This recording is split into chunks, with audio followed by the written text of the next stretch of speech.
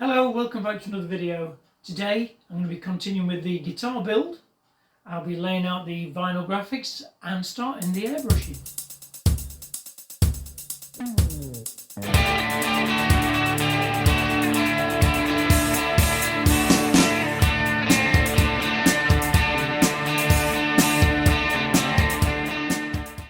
Right, since the last video I have actually graphics are just on here temporary at the moment. I'll show them closer up on the bench in a minute. I've actually put on 2 more coats of clear with a pearl additive, and just to give it an extra bit of dimension to it when it's actually finished. And then I've flatted it all down with an 800 grit, so it's all nice and flat. There's no peel in it at all now, so it should be nice for the airbrushing. And I've also basically finished the neck. I sanded this all down, clear coated it all again with some pearl. I've gone for more of a satin finish on this, as you can see. Got his custom vinyl graphic on there. I've also oiled and polished all the neck. I may just go over the fret ends again, just to make sure they're nice and clean and smooth. They're pretty good anyway. It's a really nice neck. Like I said before in a previous video, it's all really nicely worn in. It's got a really nice sort of patina to it. It's a really nice sort of look to it. Seeing a little bit of wear in there. So like I said, I may just dress over the frets at the end when we build the guitar back up. So what I'm going to do now is get the actual body on the bench here, and we'll start laying the graphics in place, ready for the airbrushing. Right, so I mentioned before, its actual design is like a stars and stripes sort of motif. It's going to be the same on the front as it is on the back. So it's going to be quite a complicated little job. There's the front there, as you can see. There's a mark there. So you can see there it's all nice and flat now. There's no peel in it. So it should be nice when I put the next coat of clear over the top. So what I'm going to have to do, I think, is lay this down nice and gently. So I'm going to have to wrap all this around. I've also got a little bit of extra vinyl as well over there with the same design cut on it, so I can continue around all the edges, because I want it to wrap all the way around the guitar so it looks more custom. And then when I've got it all laid down, I'll mask off the blue, so that's all covered. I'll do the red in here. I'm probably going to do it with my airbrush, I think. I did an experiment the other day to try and get the candy through my airbrush, and it goes through quite nicely. There's the remnants of the actual clear candy. It's quite jammy. So this will all clean out and I can use that pot again. So what I'm going to do now, I think, is start laying this out. I think I'm pretty much in the place I want to be. I'll be going over the scratch plate again, and then I'll remove the scratch plate after I've done the design for when we do the final clear. Okay, so I think I'll probably put you on time lapse while I do this. And hopefully it all goes swimmingly and it all lays down nicely.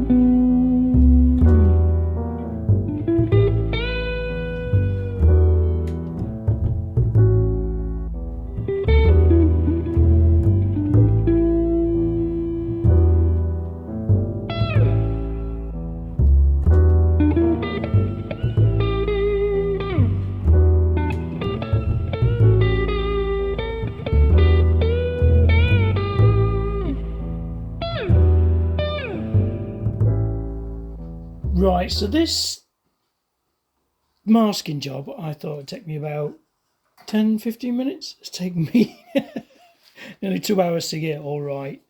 I think you'll agree though, it looks pretty good so far.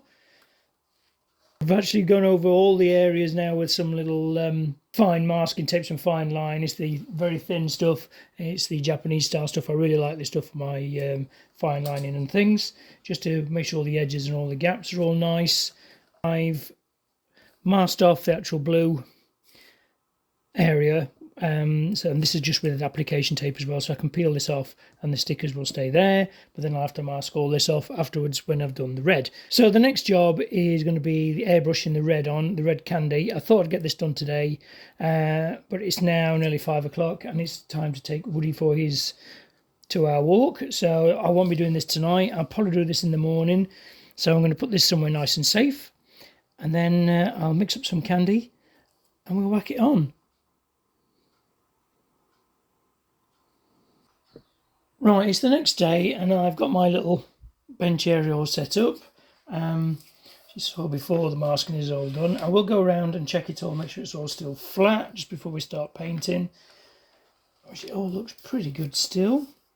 A bit high there, so we'll just double check before we start doing the painting. Like I said, we are going to actually be using my little airbrush. This is from Expo Tools. It's probably a middle of the range sort of airbrush. It's not like an Iwata or anything like that. It is really well made. It's got really sort of nice action to it. The nozzle's got some good adjustment as well, and you got your fluid adjustment at the back as well with your needle. So it's really high-end sort of thing for a middle of the range price. The compressor I'll be using is my little Clark 5-litre compressor. It's a nice little small one. I actually painted the Nissan with that compressor actually, but it does a brilliant job with the airbrush. I can fill the tank completely up, turn it off and have some music on or whatever and just airbrush away and get all the artworking done. I'm going to be mixing up the candy again in the pot. I'll clean that out in a sec, and then what I think I'm going to do all the red first, but I think I'm going to try and do some little bit of shading as well, just with the candy, so I've got light and dark candy, because as you put more layers of the actual candy on, the darker it goes. So some of the sections in the middle will be lighter, and then I'll do some darker shading around these little tears and things like that, just to give it a little bit more of a 3D sort of look, and a little bit of depth, and make it more interesting than just a flat red. It's ready to go now. I've got my little extractor fan, and it's just an old fan in a box I made. It just pulls a little bit of airflow, so it gets rid of any overspray, etc. Mixed up my clear, just give it a little bit stir with a hardener. Now I'm going to put my candy in. I like to use a candy concentrate. This is from Earl's. This is a apple candy red, just standard. And I just like to use I'm probably going to use quite a bit actually, because I want it quite dark. So I think I'll probably go with 3 little spoonfuls. Screwdriverfuls. Yeah, it's quite dark, see? So that should go on quite nicely. I'll put that to one side. And then we'll do is put it on light, and we'll build up the actual layers slowly. It gives a nice, hopefully a nice shaded sort of effect. When this is done, it's got to dry for a good 24 hours before I can do the blue. You see, nice dark red.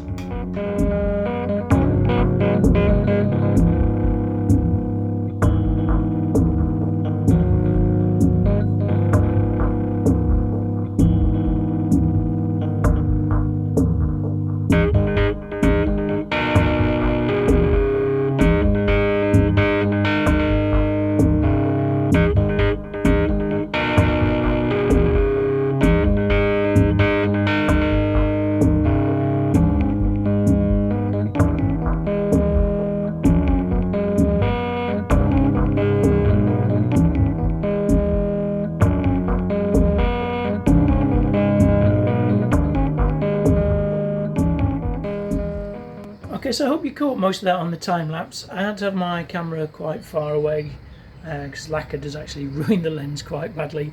This is probably 2 or 3 coats. I want to go into the edges here a little bit more of the actual candy, just to darken it up a little bit, give it a bit more of a sort of detail and 3D look. I was tempted to go in with some black, but I don't think I'm going to bother. I'm just going to build it up with the candy. It's nearly dry now because this is the really fast drying lacquer that I used before. So I've just got a little bit more to do, I think, just to add a little bit more depth and detail, and then we'll let that dry Looks good against the yellow. Actually, could do some like flames on another guitar, couldn't I? Anyway, thinking of the next project already. Yeah, just needs a little bit more detail, get rid of some of the cloudiness and bring up the depth and darken it up on just on the edges as well to give it that, like I said before, a 3D sort of look. But yeah, we're getting there. So I'll set you up on time lapse again in a minute when this is tacked off and ready for the next coat. I do apologise for being a little bit of a distance, but like I said before, I'm not going to ruin my camera just for the sake of a little bit of clear coat.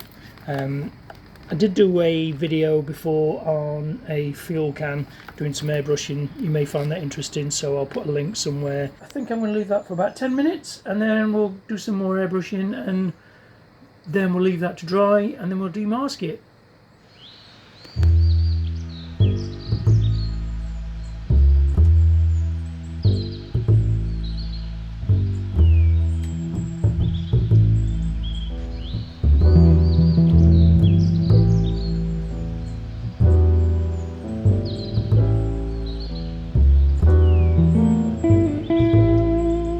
Pretty much done. All I've got to do now is let that dry for a little bit, probably about 40 minutes or so. Time to have a cup of coffee, and then I'll demask it.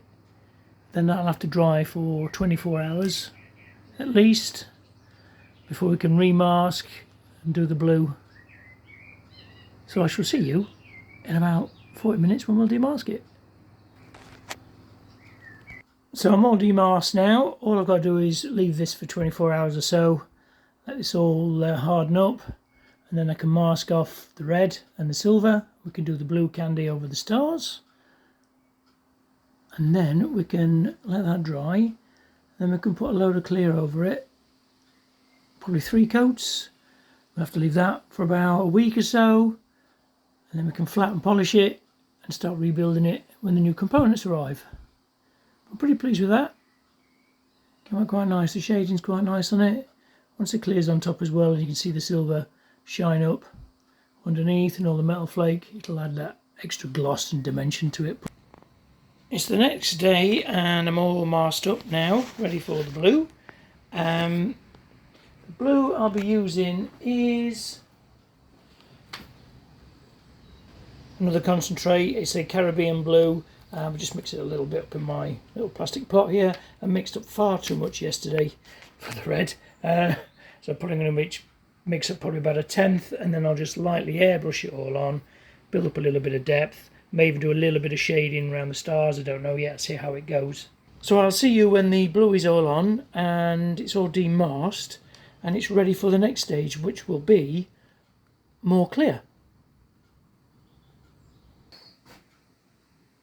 Well, that was fun, to say the least. Little tiny little bit of a run, bleed through there from the masking, but the bridge is going there, so I'm not worried about that. But yeah, it's gone on really well. I think once it's actually all re-cleared as well, I think that'll just add the gloss, because then the silver will shine as well and the metal flake will all come out of it. It'll look a lot deeper and a lot glossier, but I'm really pleased with how that's come out. It was a fun job. It was quite stressful at times, mostly with the demasking and taking the actual stars off. There's a couple of little stars I'm going to have to go in with a little scalpel blade and clean up a little bit once the actual candy has dried. But yeah, generally really pleased. So what I'm going to do now is let that sit for a good 24 hours, and then tomorrow I'll put some more clear on it. Then that'll have to sit for at least a week before we start doing the flattening and polishing. So there's the fresh clear on the actual scratch plate and back plate, and on the guitar as well. Still a little bit sticky.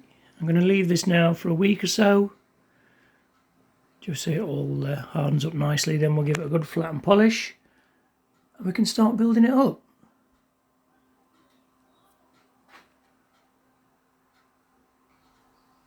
Okay, so I think I'm going to finish the video here, because basically it's just got to sit and dry now for at least a week or so, because there's quite a lot of material on there, so it's all the solvent's got to come out. And then we're going to, in the next video, we'll flat it all with a 1500, 2000 and 3000. We'll polish it all back up to a nice glossy finish, and then we can build the actual guitar back up with the new components which I've got on order. They should be in the next couple of days or so. So if you like this video, don't forget to like, comment and subscribe. Most importantly, subscribe, and I'll see you in the next video.